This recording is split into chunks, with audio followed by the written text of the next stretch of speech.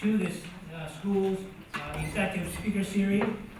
The executive speaker series will bring CEOs, presidents, and senior business executives to bring perspective to current issues. That's our school's executive speaker series.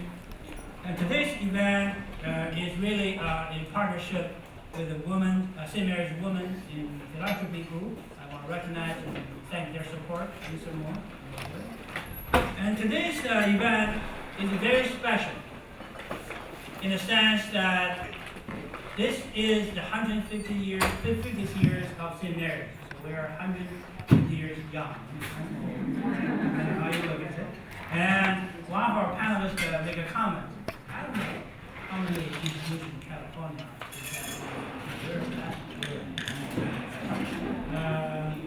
so in that sense, this panel discussion is a part of the master plan to celebrate the 150th year of the college.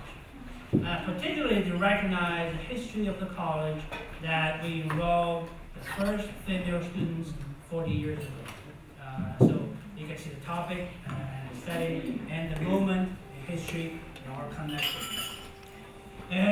Even though a lot of progress has been made for women in terms of employment, leadership roles, compensations, but women still facing different challenges in workforce, in managerial and professional positions.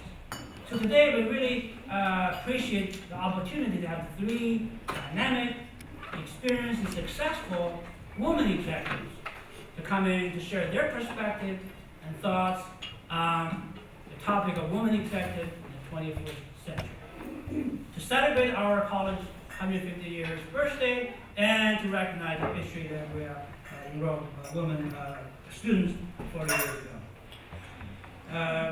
Today, panel discussion is moderated by Dr. Beth Doppen, Provost. She's a Provost and Vice President for Academic Affairs at St. Mary's College. And she is the Chief Academic Officer of the college, in charge of operational management of the college, particularly related to academic affairs, enrollment, student affairs. In collaboration with the faculty, she's really developing and envisioning the academic mission for the college. And most importantly, she is my boss. Prior to joining St. Mary's College, Provost Doppen served as Associate Provost at the University of San Diego, and she was also an Executive Leadership Fellow with American Council of Education. So please welcome Provost Doppen.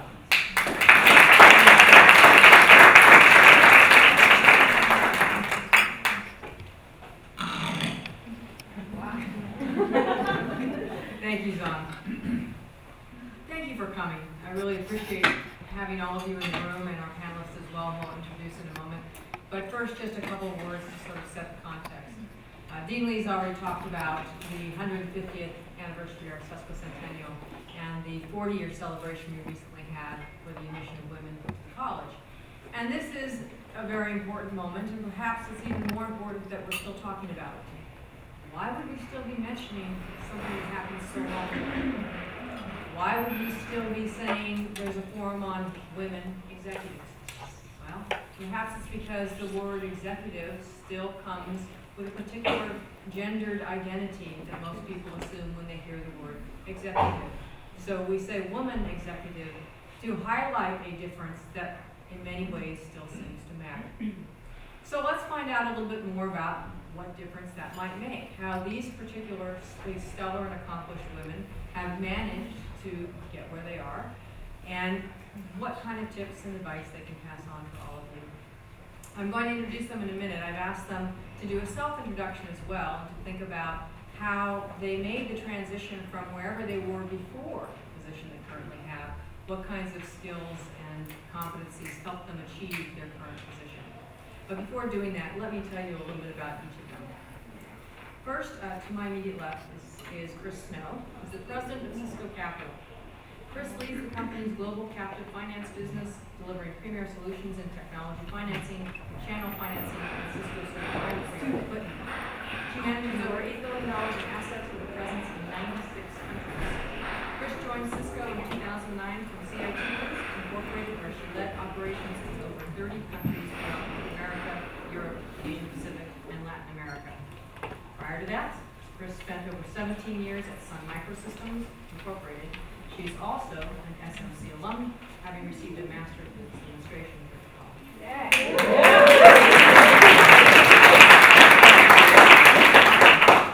Next to her is Erin Flynn, Senior Vice President of Talent Development at Salesforce.com.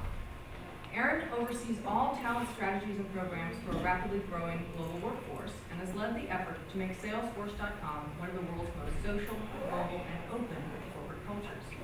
As a result, Salesforce.com was ranked among Fortune magazine's 100 best companies to work for in 2009, 10, 11, and 12.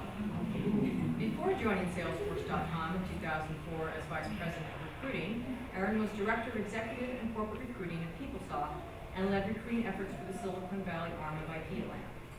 And then next to Erin is Sarah. Sarah Fryer is Chief Financial Officer of Square, a company that produces credit card readers that plug into a phone or iPad, giving users ability to accept credit cards anywhere. Square, founded in 2009, currently processes over $6 billion in payments annually and has around 300 employees. Before Square, Sarah was the Senior Vice President of Finance and Strategy at Salesforce.com. She also worked at Goldman Sachs and at McKinsey & Company in London and South Africa.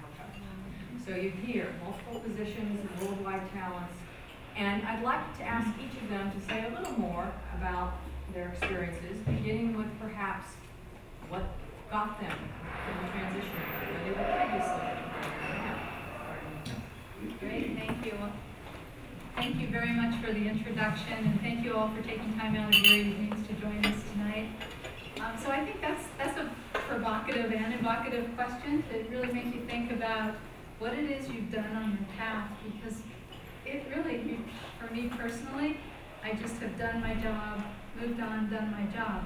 But to think about what it is I've done previously that prepared me for this role, I would say two things. One, the global experience that you referenced was critical for the role I have today at Cisco. But also taking the opportunity to move out of my area of expertise. And we may talk a bit later about taking risk, but taking risk because in my case, it has been valued by my employers. And it's given me experience that if I had not moved to other functions or other companies, I wouldn't have been able to gain. So I'd say it's those two things.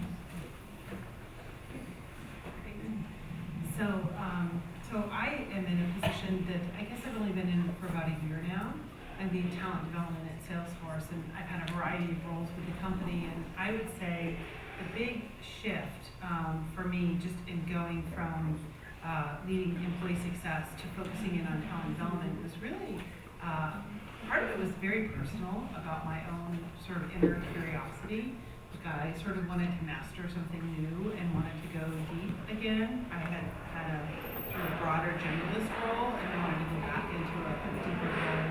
And the other piece was having recruited thousands of people to Salesforce.com, I really wanted to unlock and sort of unleash their capability at the company and allow them to grow their careers. This is a company that's grown really quickly. And so we really mastered recruiting fast, which I'm really proud of because I was part of making that happen. But then taking it to the next level and really looking at the ways in which we can accelerate the careers of individuals within the company and not always only look outside. Certainly we'll continue to look outside, but I also want us to look internally as well to rapidly grow the talent that we already have in our portfolio. So I would echo on the first point about taking a risk. So I have a view in life that if you don't have an adrenaline rush at least once a day, you're not living. Usually when I mentor people, I say it's okay if it's once a week, but make sure it's at least once a week. Because otherwise you're settled, which actually for some people is totally fine. I don't judge. But depending on where you are in your career, I doubt many of you want to feel like you've settled. So just always pushing yourself. Take that risk, don't be comfortable. So that certainly for me was a big part of what took me to Square 3 months ago, is that I knew I wanted to take that risk and finally take on that CFO role. And then I think the second part is definitely kind of a do what you love. And I say that not because I woke up one morning and was like, payment processing. That is me. When I was a little girl, I grew up and wanted to be a payment processor. But in terms of the steps that got me here to Square, I was talking earlier to Dan, I actually grew up in Northern Ireland, and so what I would say one of my defining characteristics, I love to travel, which you might say, well, how does Square fit into all of that? But if I think about the career path, I didn't necessarily optimize for travel, like I didn't become a travel agent, but I looked for jobs where I could see travel as an outcome. So initially, I worked for McKinsey, and they had this wonderful opportunity for me to go to South Africa and work effectively in a startup. So even though I worked for McKinsey, I was working in the brand new South Africa office. I think it was about 20 people when I got there. It was about 70 when I left a year later. So I saw kind of hyper growth in a small way. My next port of call after a lot of kind of personal travel was coming to California to do my master's, my MBA out here. So again, kind of a love of travel. Even when I went to Goldman, what I loved about my career there is I had an excuse to travel. It sometimes was a little overwhelming, but I could decide that I wanted to go to China to see what the software industry was doing in China, and that was totally acceptable. I got paid to do that, in fact, so it was awesome. And ultimately, if I think about kind of the journey to Square, it's not, again, it's the fact that I ended up in California in this wonderful, vibrant tech industry that's taken off now right in San Francisco itself. So kind of take a risk and do what you love, but be creative about how you figure that do what you love into your job would be kind of the two things I would call out. Let me follow up with a couple of questions, and then, of course, we'll entertain questions from the audience. Would any of you like to talk a little bit more about a particular risk you took, what made it risky, and how you decided it was worth it? There's so many. I know. Well, and it's funny because in the moment, sometimes what feels like a big risk, in the scheme of things, it's like, oh, yeah, that one, that was easy. And then other times something feels like a pretty easy decision, and then I was like, oh, I really went out on a limb there, And I just think even about positions, in my career, I had always come up through recruiting and worked in executive search. And then at Salesforce.com, I had the opportunity to lead the compensation organization. And pretty much everybody around me was like, those are the wonky people. I don't know. It just everybody was like comp, and I was like, I don't think you understand. It's really technical, it's really strategic, and I get board level relationships. And so for me, it made perfect sense to take on this really highly technical area that's so not sexy, but I think is brilliant. And it really, ultimately, I had no idea that ultimately it really rounded out my career in a way that made it possible for me to lead an entire HR organization, build board level relationships for me that I never even imagined, just how fruitful those relationships could be both within the company and also sort of in my own personal development. So one of our board members mentors me. I don't think that would have happened if I didn't take the comp job. So sometimes it seems like a little risk, and it ends up like, oh wow, that one really paid off. You guys are both taking a lot of risks. Well, I think for me it was my undergraduate training was in the technical space. I have an engineering undergraduate degree, and it was moving out of an area. So I grew up in tech. I grew up in Silicon Valley. Really cut my teeth there. But it was making movements out of being an applications engineer or systems engineer into the sales space, and now ultimately landing in the finance world, which I have no background in other than my MBA that I received. Oh, did we mention here? And so every day I find myself, I'm in a core finance organization, but run a business that is end-to-end very much different than a core finance operation. So I run technology financing, providing lease and loan business to customers and partners that want to acquire Cisco technology. And it's not about, for me, it's not about accounting, it's not about FP&A, it's not about traditional finance roles. It is very much about being a general manager in that space. So I think along the way, the largest risk that's paid off for me was to get out of the comfort zone that I had around technology and being an engineer and really being very analytical in that space, but yet taking what I had learned about being analytical and how to problem solve and translating that to another part of the business. So I think there are two paths that people can take. I think you can take the functional path and be a subject matter expert. You talked about going deep in an area.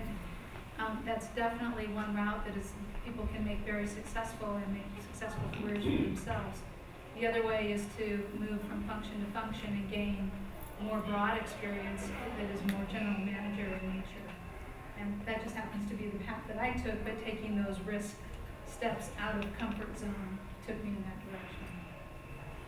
Yeah, I agree. I'm actually an engineer too. So my undergrad was, I have a master's of engineering, so I know finance is also a little strange. But at the end of the day, it's quant, right? And it's problem solving. So it's all ultimately the same discipline underneath it. I think it definitely is about, the Sheryl Sandberg quote, but leaning in. So no matter what it is that you're going to do, I find, I'm going to talk a little to the women in the room, sorry the guys, that women naturally look at something and they work at all the reasons they can't do it. So, I could take that job, but I don't have the experience in finance, or, why would I do comp? It's not being my normal. They have all the reasons why, and they, to the detriment of actually the reasons why they should go do it. And I don't, in managing people, I don't tend to find that in Savannah Manage. They have all the reasons why, but they're totally unqualified. They've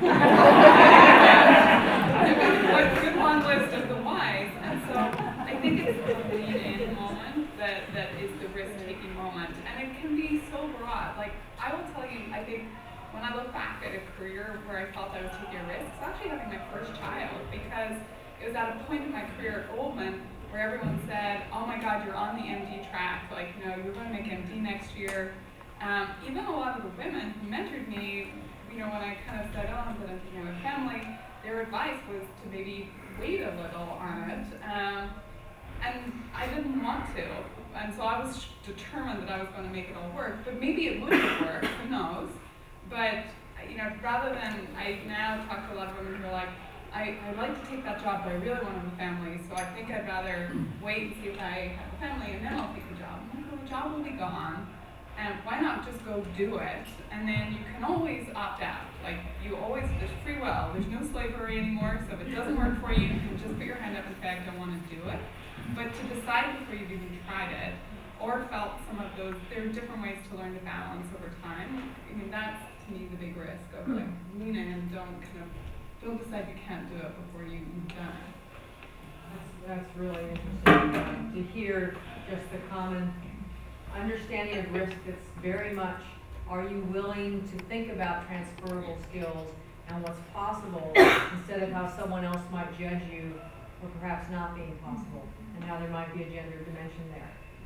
How confident do we feel? How much personal development, professional development do we get to help make that extension to another area that may not seem natural at first, so it feels risky to women in ways that may not feel as risky to some men.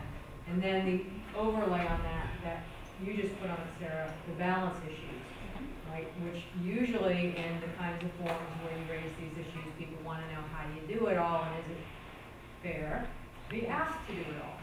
Right? And those are the kinds of questions that often come up in this kind of context. Anything more that you'd like to say about the balance kind of issues? Since I brought it up, I'll finish it. I don't want to go there right away, because in some ways, like, I almost think we shouldn't spend too much time talking about it, because no one, so my husband put it really well, actually, as I had my second child, where another huge career move was happening, and I said, I just don't think I can do it, maybe I should tell them to wait. And he said, I don't know, you're having a baby, are you planning on your brain dying at the same time? And it was really good for me of, like, pointing out that there was no, and actually, I had a colleague at the same time having a baby when he was man having a baby. So of course, he wasn't in the slightest bit worried about whether he could make a similar sort of transition. And so my husband was really good at kind of putting that in a bit more context for me. Can you have it all? No, but well, I take that back. I actually think you can do a hell of a lot. I think you can have it all at the same time, but I define time in much more kind of small increments. So, tonight I'm not Mom of the Year because I'm here. But, I'm taking Halloween Day off and I'm going to be in the classroom and I'll be dressed as a witch or whatever I need to do. And maybe I'll win Mom of the Year that day. Or, Saturday night I'm going to take my husband on a date, so I'm going to win Wife of the Year on Saturday night. So it's the smaller increments rather than saying, this year or for the next 5 years I'm going to be a great mom and then I'm going to go back to my career and have a great career. I think if you define your time frames a little shorter, you'll go a little easier on yourself, because there will be days when you feel like you're sub-optimizing everyone, but there will also be great days where you feel like, wow, like I'm really just doing awesome in my job, and then, you have this great mom moments, this great wife moments, this great partner moments, this great sister, whatever, because it's the whole expense that you can take into account.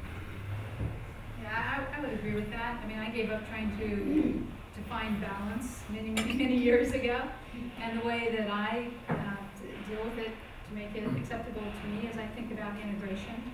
I think about how do I integrate? How do I integrate my personal life with my professional life? And to me, I'm in a career that, and I'm very lucky to work for a company in an industry where I have the tools and the access, and I really view my job as a 24-hour-a-day job and a career that's 24 hours a day. And I view my role as a mother and a wife and a daughter and a sister and stepmother, grandmother, everything that's wrapped in there as 24 hours. So it's all about the integration. It's all about the time slicing of when am I needed in one location as a role that might be the role of a mother versus when am I needed in my career in the role of an executive. So it's all, I just look to integrate it seamlessly, and if I can get to that integration, to me, that's much better than balance.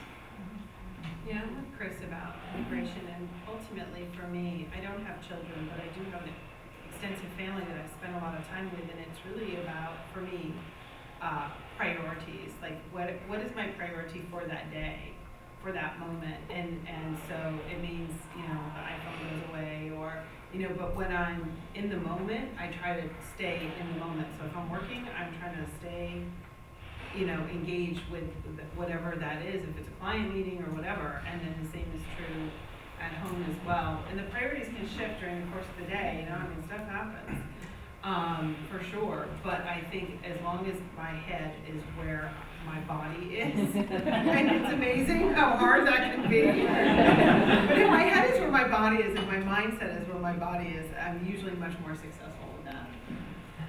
It would be really something if we have gotten to the point where the language has changed from balance, which of course suggests that there's a trade-off and things have to be weighed, to integrating identity, role, and being able to say that it's not a matter of multitasking, it's a matter of managing multiple identities and understanding they're integrated. And that would be quite, I think, an achievement. And I really value the way that you all have framed that, because it does take us to another place to recognize that as humans, and as women, we have multiple identities that are at play always, all the time. It's just a matter of which ones come to the foreground at any given moment. And we know how to do that. Most of the time. Most of the time, yeah, it's not perfect. And there are times when the demands compete and those kind of things. But even just, I think that framing of it is helpful, rather than framing it as balance. Other questions for us? Yes, please. Well, I can. Mine is more subconscious. I also was a barber once a year. Also worked in the Silicon Valley for several years. And then recently, my husband and I moved back to the Bay Area so I could finish my MBA. So just completed my executive MBA program for St. Mary's. So I guess I was kind of surprised. I didn't see the details of the panelists. I just want to thank you for I'm at a crossroads right now where I'm still technical, trying to get back into that business space, got an honors in finance, and really resonating with some of the comments that you're making, and just thank you for kind of helping me to stay inspired to make that leap of faith, I guess, on the course that I've taken to invest in my MBA and also invest both intellectually and also financial. It's been a huge investment. Thank you very much. Good luck. I know that you're doing. Good evening, I'm Canton Tyson-Man, pleasure meeting all you prior to the event. My question is, what challenges have you faced in the workplace and how did you overcome them? Well, I think just on the topic we were talking about, engineering, moving from engineering to something else, for me, that was one of the largest challenges. I was speaking earlier. I wanted to move into sales, and I was, as a system engineer in Silicon Valley, I was working very closely with salespeople. I saw what they did, I enjoyed what they were doing. I thought I could also be successful being an account manager and sales rep.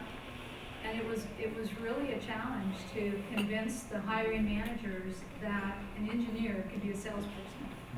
And that was a huge leap, and I was commenting that it was while I was knocking on the doors of the hiring managers saying, it's okay, you can take a risk on me, that I felt I should go back and get my graduate degree, get my MBA, to balance the engineering, the technical background with the business. And it was once I did that the hiring managers then were willing to step in and say, okay, let's try this. And from there, really didn't look back, moving out of engineering. But it was a challenge to convince people that they could take the risk and that I could take the risk. This is kind of a funny one because, so I was a consultant for years. I worked in executive search, and I decided I wanted to have a different kind of impact on companies. And so I took a huge pay cut, a scary pay cut. That was really scary. And but it paid off in the end. But I wanted to change my lifestyle because, you know, in search you work all day on Sunday. And I was just tired of working on Sunday. Because you got to close deals on Sundays, and so I get up at 7 in the morning, and you just work the phone until like midnight, and then on Monday you would have all your deals closed for your clients. Everybody's happy. Because people make decisions on Sundays. So, but I wanted to change that up a little bit. And so first I went to a VC firm, and then I went to a corporation, but it was really interesting transition for me where I felt, ooh, I was just like in the big sea, and I got to this large corporation and I realized there were like these little rabbit holes that people like lived in. And I was like, what does she do? And that really, I mean, I came this close.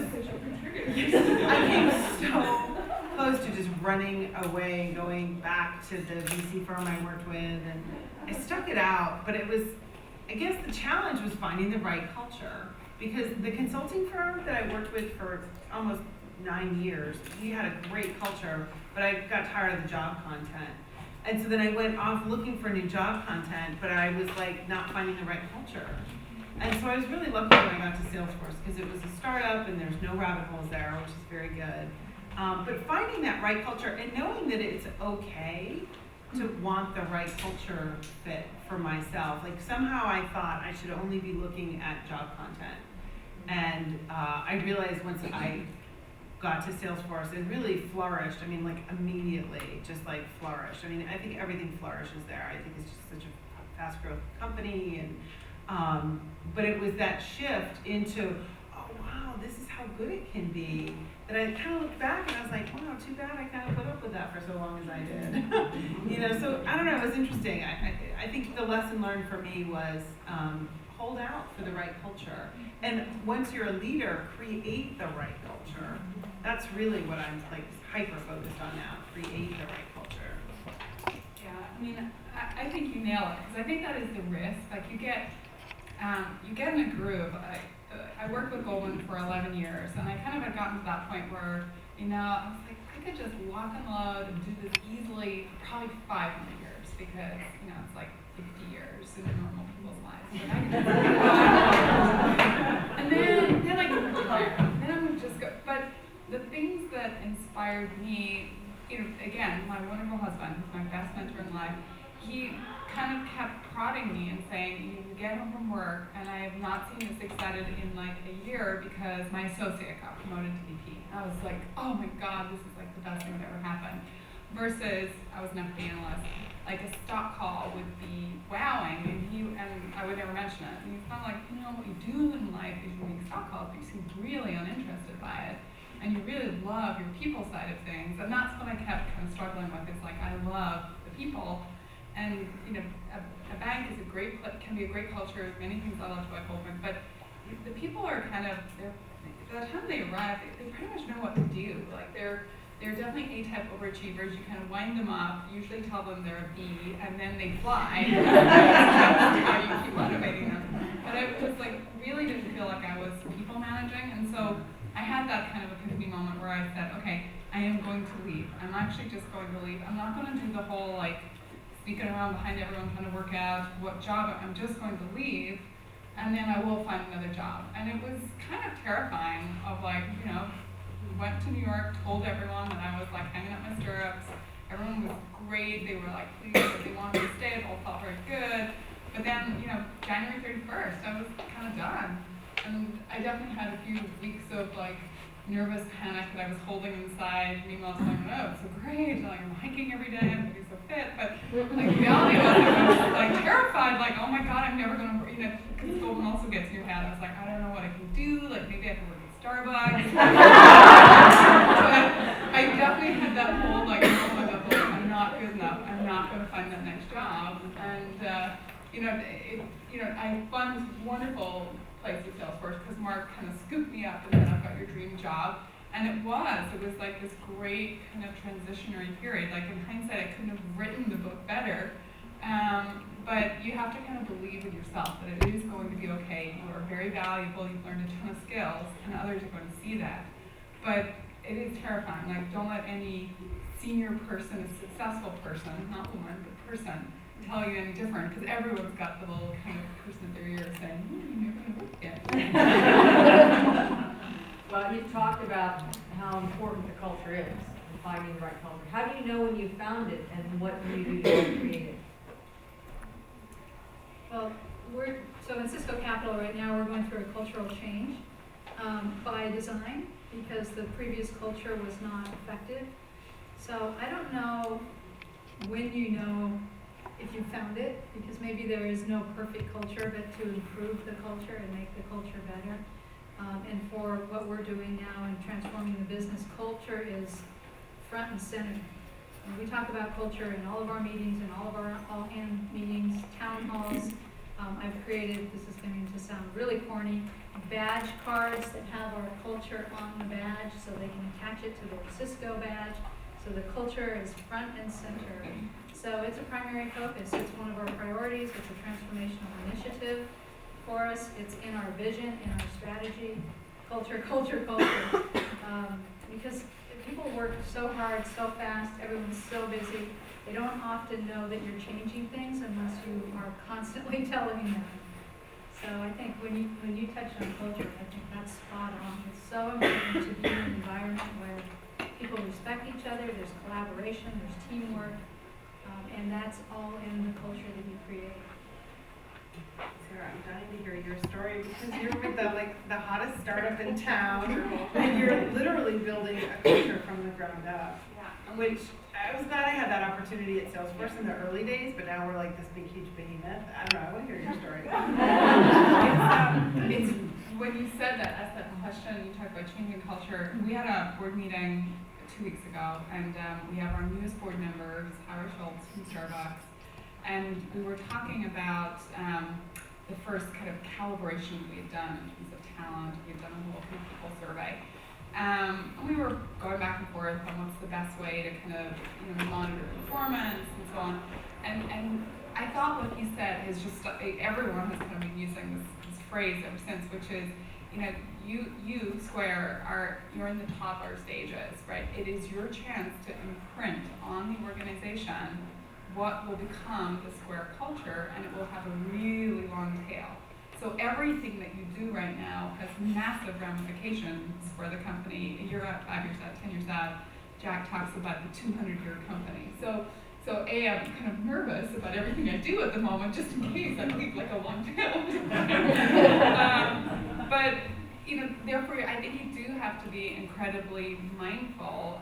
We talk a lot at Square about very design-driven company where every detail matters, and it's almost at that point where we definitely kind of talk a lot about simple. Our product has to be so simple that a user just on boards, they don't think about it, they love it, they have a wow moment, a beautiful moment, and we use the Golden Gate Bridge as our metaphor, which is leading back into the culture, with the idea that a bridge is a utility. It's like making a payment, right?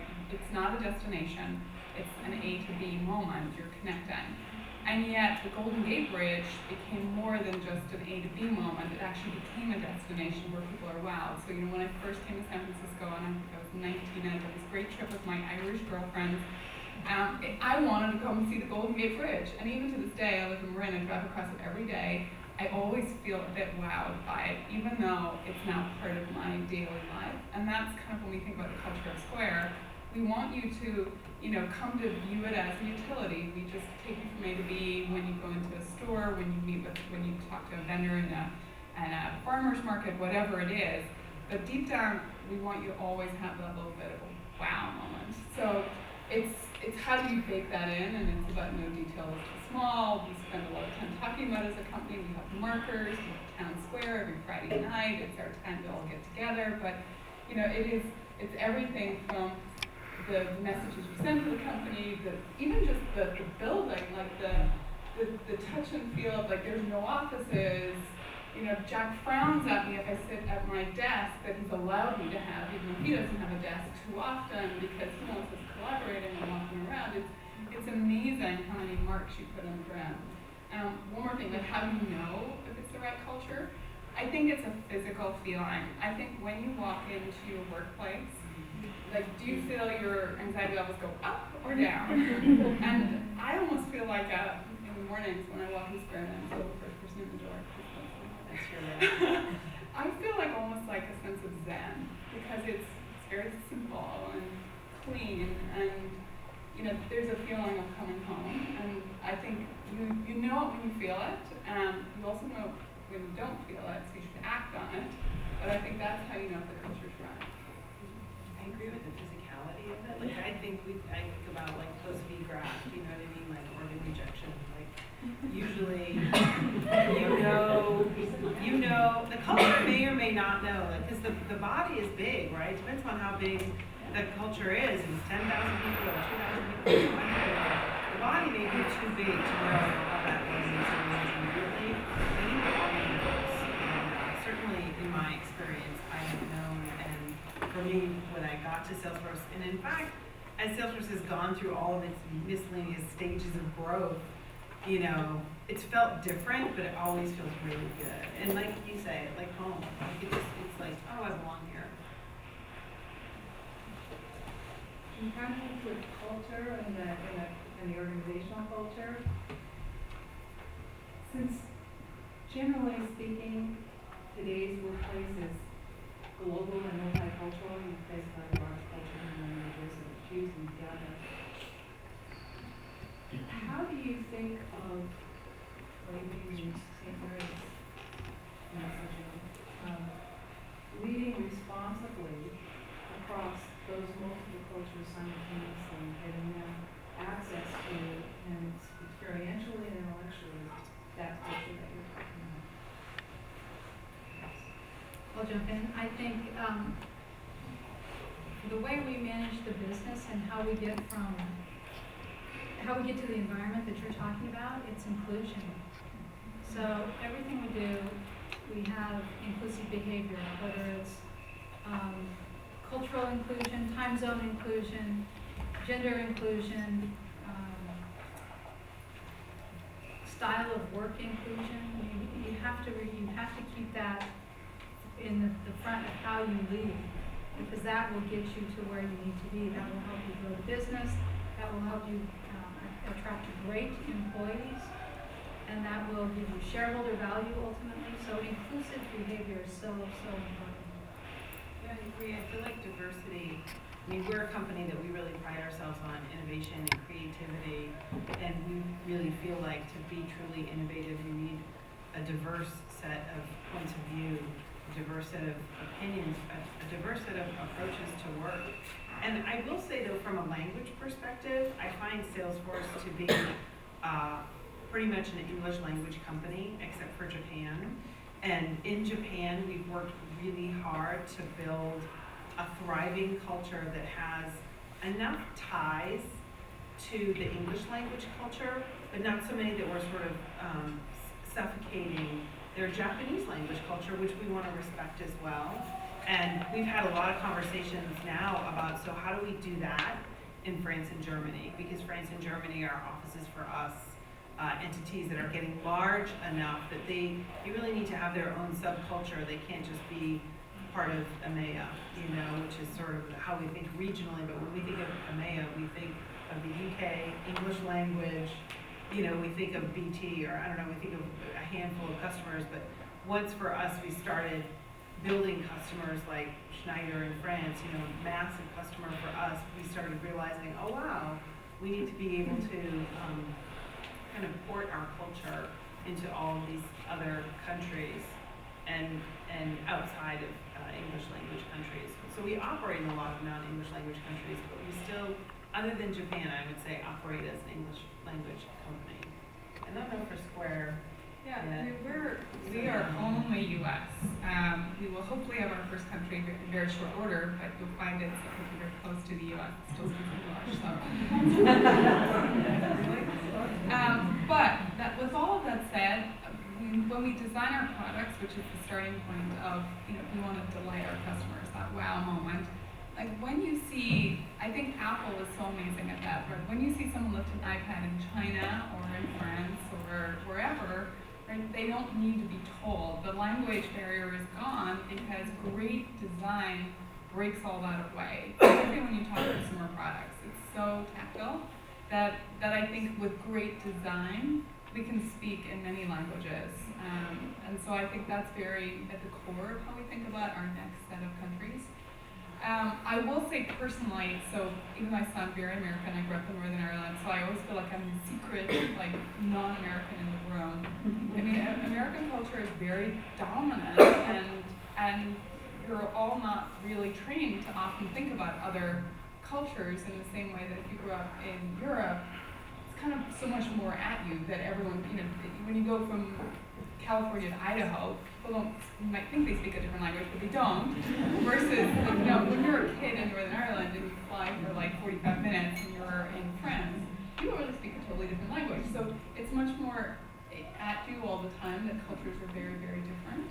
And so, but I think the wonderful thing about American culture is that, somehow it bakes it all together and you have such homogeneity in the way that we Europeans never will have, because we all don't really like each other. We really are all one country.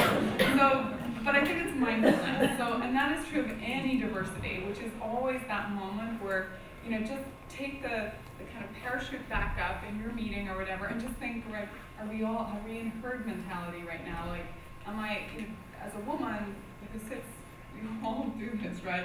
The all-male meeting except for you, right? And most of the time it's fine. You kind of are in full agreement. But I think particularly when it comes to talking about customers, like I felt with a lot of Salesforce, like a lot of our customers are female, and to have a whole group of men opining on how a woman would want to buy something at Burberry was always just so weird to me. I'm like, my husband can't wait to get me out of Burberry. So why would I let him decide how I'm going to shop when I get in there? So those diversity of voices are so important to making companies successful. But we have to remember to champion that too, and not be afraid to speak up, even though sometimes it's not the done thing. It's easier to kind of go for her. I'm Kim McAtee, and I just applied for the Transglobal MBA program, and having an evening like this makes me very excited to be part of it, so thank you for that. My question is with regard to women in the boardroom. I've read some pretty depressing studies about women in the boardroom in the United States, and it seems like in a lot of cases, countries overseas are much farther ahead than we are in terms of placing women in CEO positions and in board positions. Can you speak to that, and what are your impressions of the opportunities for women at a higher level, especially boards?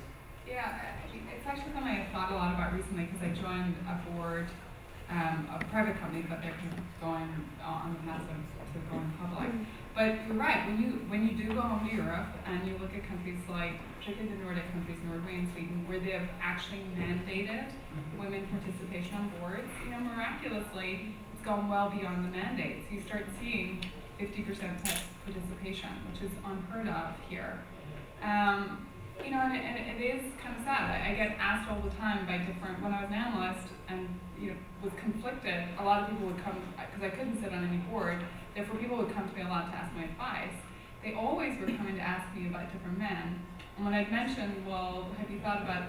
They were like, well, she's never been a CEO. And so it becomes a little bit of like a vicious cycle of like, I don't want them on my board because they've not lived in my shoes as a CEO. Well, how do I get them?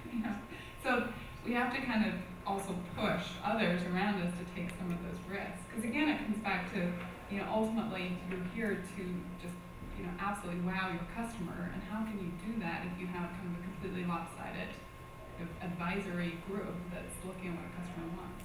Yeah, I feel like the perception is that there's a pipeline issue. I mean, so at Salesforce.com, the very first person I hired was our board member, Craig Conway, who was my former CEO at PeopleSoft.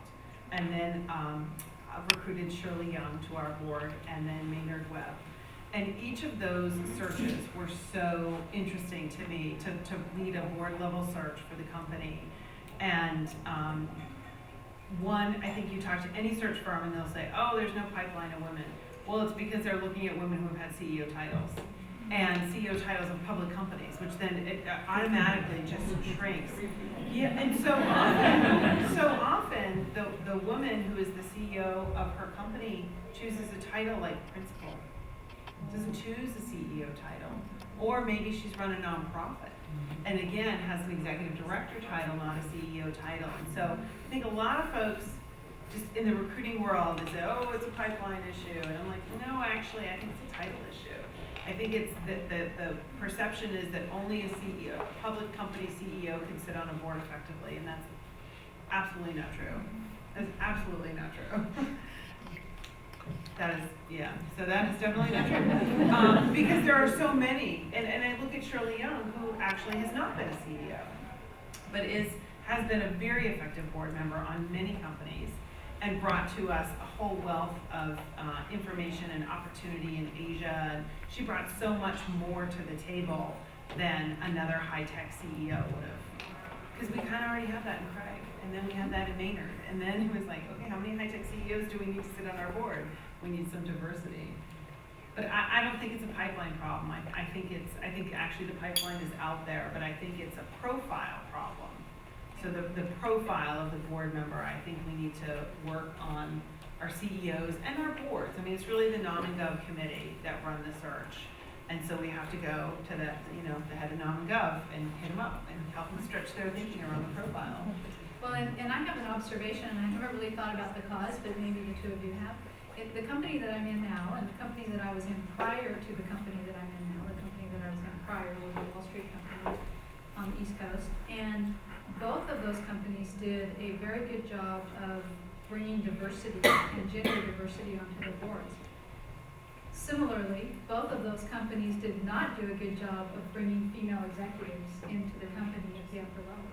So they could get to where they needed to be on the board, but they couldn't get to where they needed to be with the executives within the company.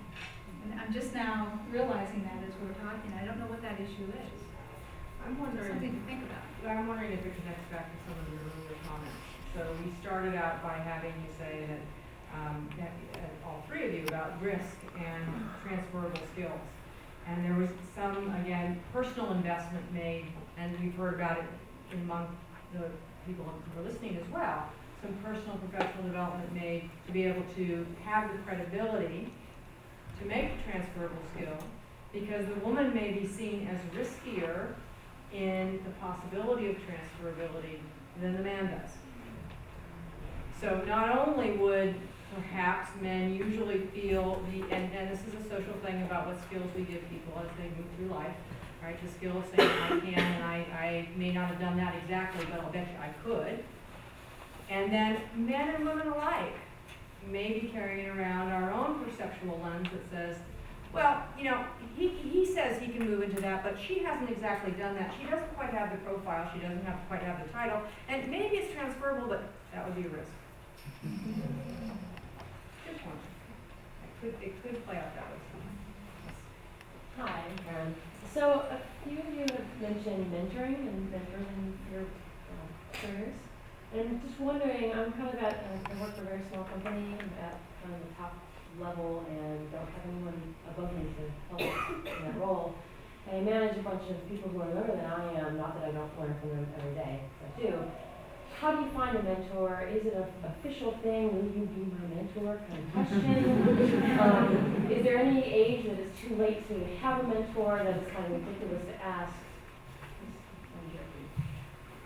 So at Goldman, one of my early mentors taught me the whole concept of your board of directors, and I'm very methodical. Now, and it's a square area. There's no more. So I think of mentors in 4 quadrants.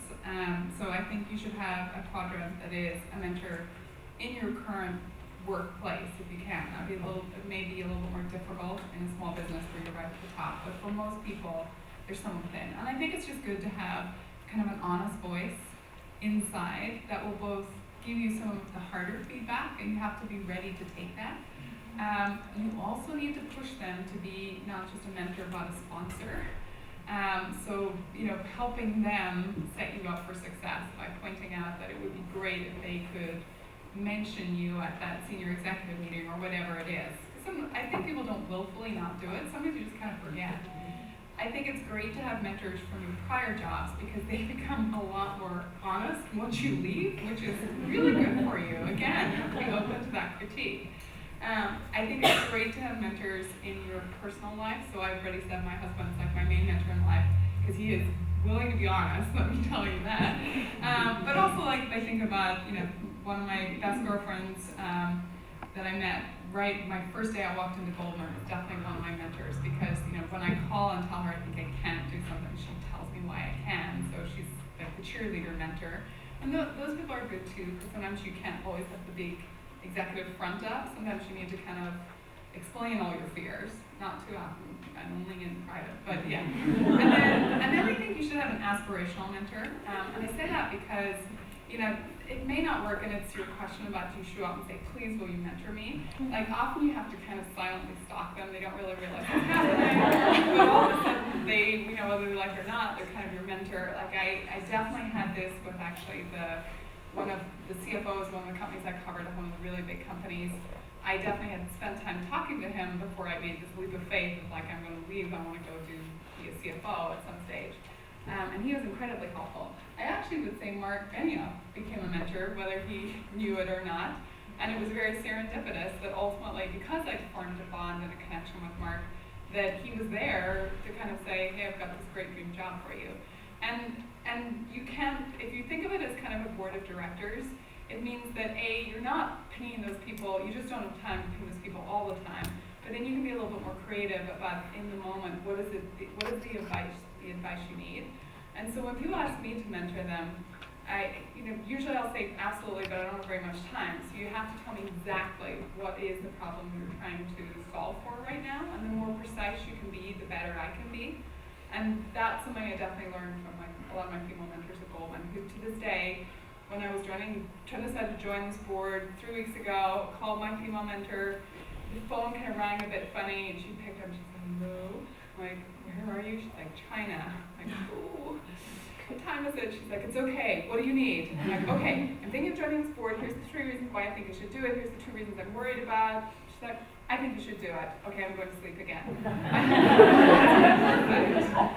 So those are, you want to cultivate so that in the moment you have immediate, honest advice. And I think, so you mentioned formal mentoring, so there's formal mentoring, there's informal mentoring. I have found that formal mentoring is very hard to sustain. it's very forced, you feel like you're on a schedule, you have to meet certain deadlines around when you're meeting, what you're reporting out, and typically that's part of a programmatic offering.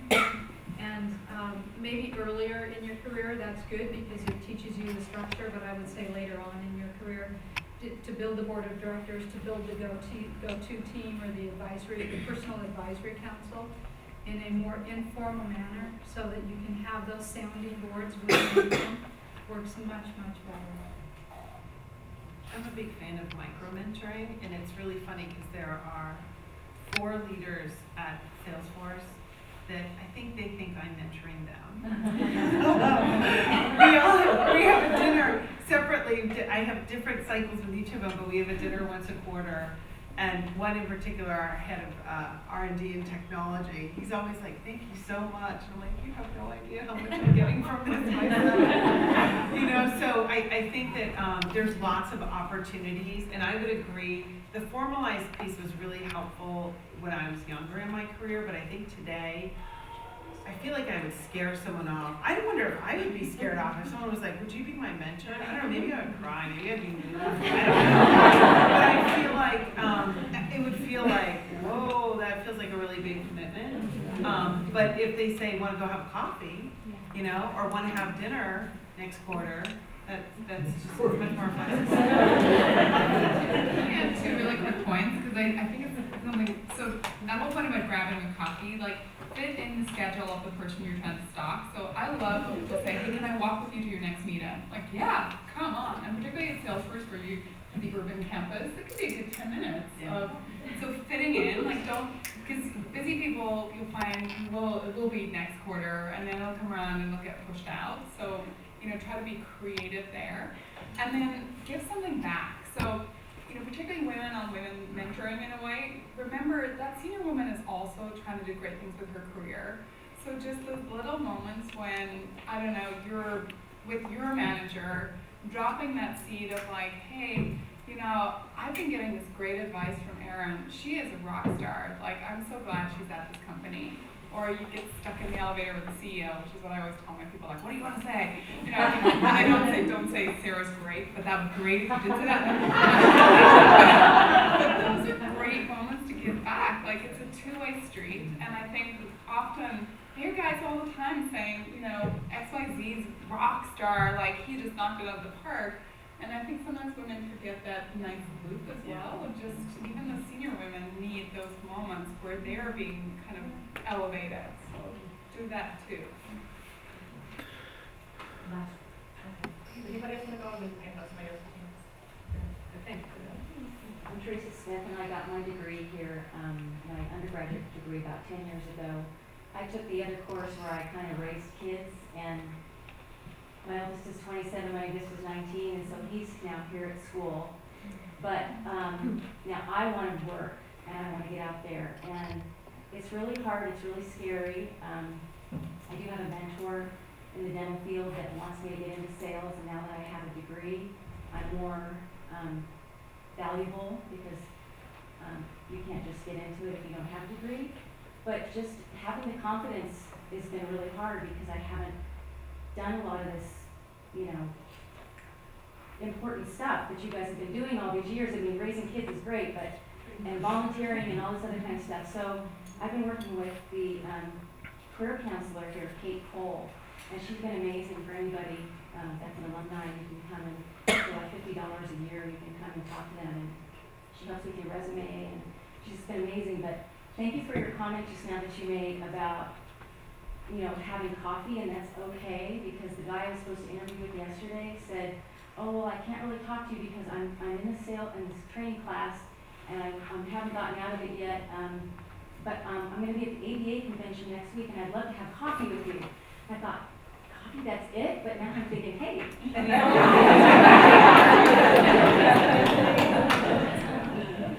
It's interesting because my sister is going through this similar transition. She's been home for many years with her children. She lives in Los Angeles, and it was so funny because I was just down there, and she's got her new iPad, and she's got this big list, and she's watching every TED Talk that's ever been made. And she subscribed to Business Week. I mean, she's like, I gotta get in the mindset. And I'm just so proud of her, and I'm really proud of you, because I know it takes a lot of courage. And you can do it, you know, you're gonna have an awesome career. It's just, it's taking that first step. Don't be afraid to fail. And I've been doing some talks like this over the past year. We did International Women's Day. Zon Lee knows that I was recently up at Gonzaga, my undergraduate, speaking to the School of Engineering and the women there.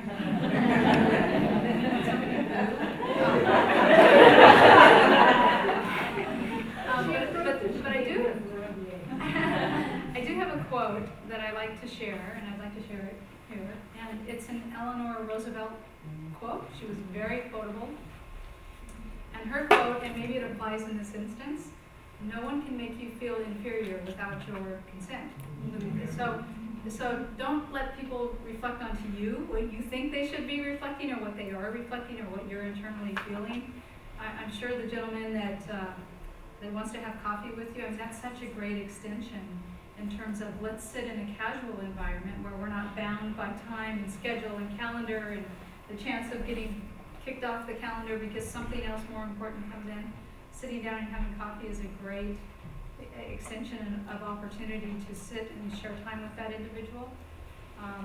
So don't let yourself project the inferiority onto the situation, because I'm sure it's not there. Just a few things to sort of wrap up and bring it all together, because I know that you'd like some time to do the networking and enjoy each other's company for the rest of the evening.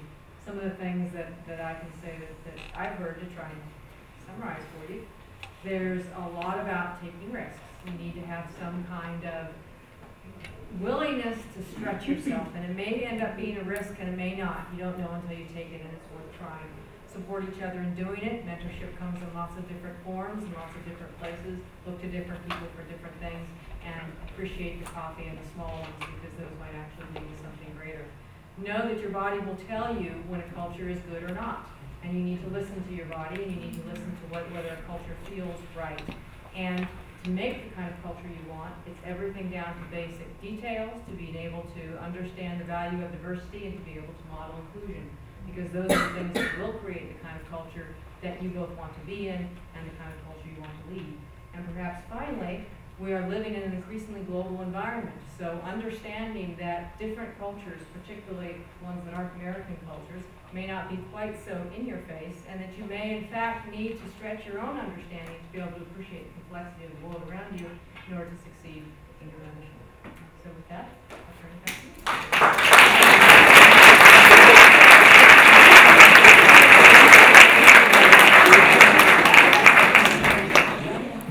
Wow. I don't know what to say. First of all, a summary by my boss. Brilliant.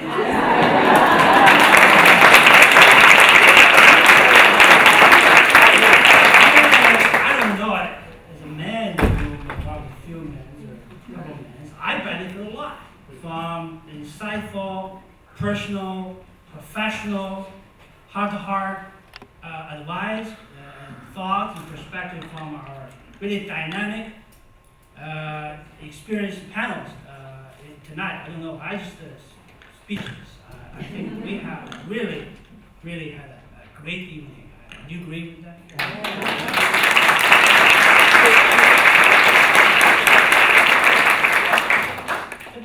Typically I can say a lot of stuff, but just still reflecting on many of the points I just heard. This is great. Maybe we do it again next time.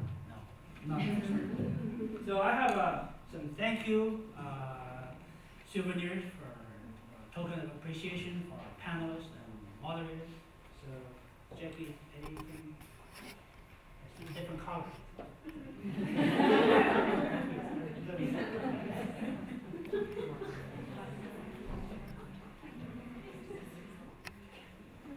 Did I see blue? I saw a boy right away. Thank you. Thank you. Thank you so much. Thank you very much. Thank you